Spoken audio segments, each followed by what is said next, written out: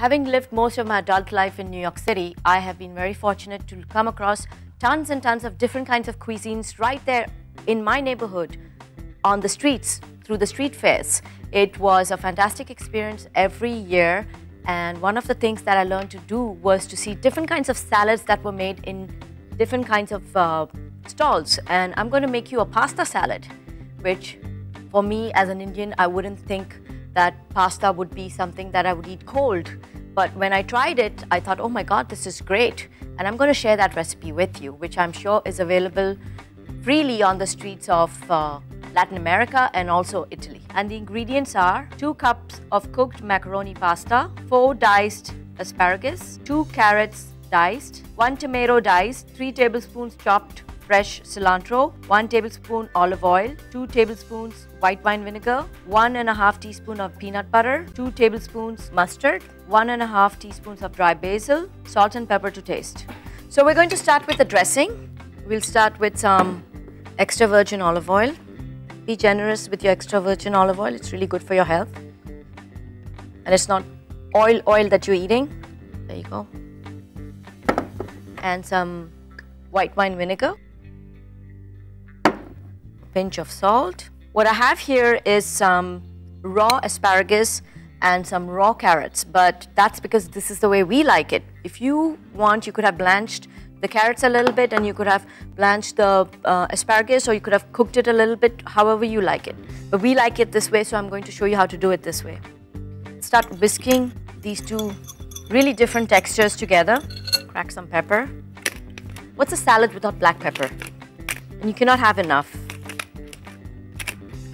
The harder it is to grind, the more determined I am to get a lot more of that flavor into my dishes. To this, I'm going to add some mustard. It really depends on how much you like mustard. I'm not a big fan, but the recipe calls for it and it turns out really good. Some peanut butter, which I love. I haven't used smooth peanut butter. I've used the crunchy peanut butter because it saves me the trouble of having to toast some peanuts and then add it to the salad. I have this handy, so I'm just going to go ahead and use this. But if you don't like that, just use the smooth peanut butter. Some crushed basil leaves. I'm going to add some greens here. I have some cilantro and parsley. A little bit of dill. Now I'm going to add some tomatoes. What's a salad without tomatoes, right? The asparagus. Now I'm going to add some carrots, and I'm going to just stir everything together. So it's going to look like this. You could actually just eat this the way it is, but you're going to have such a good time when you add your cold pasta. Now this is a great way to recycle some old pasta lying in the fridge. Just make sure that you cool it. You don't want hot pasta. You can keep it in the fridge, or you could wait for it to cool down, but it's really important that it stop cooking. This is smelling really good, and I'm going to share a secret with you on making sure that your food is really good. It's really simple. What you do is you allow yourself to taste it.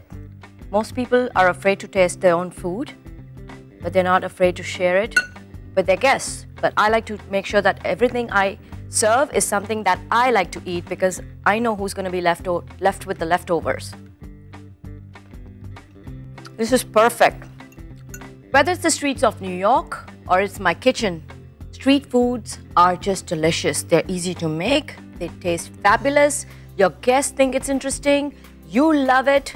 What can be better than that? I just cannot wait to dig into this salad for myself. I'm sure you're going to feel the same way when you make it for yourself.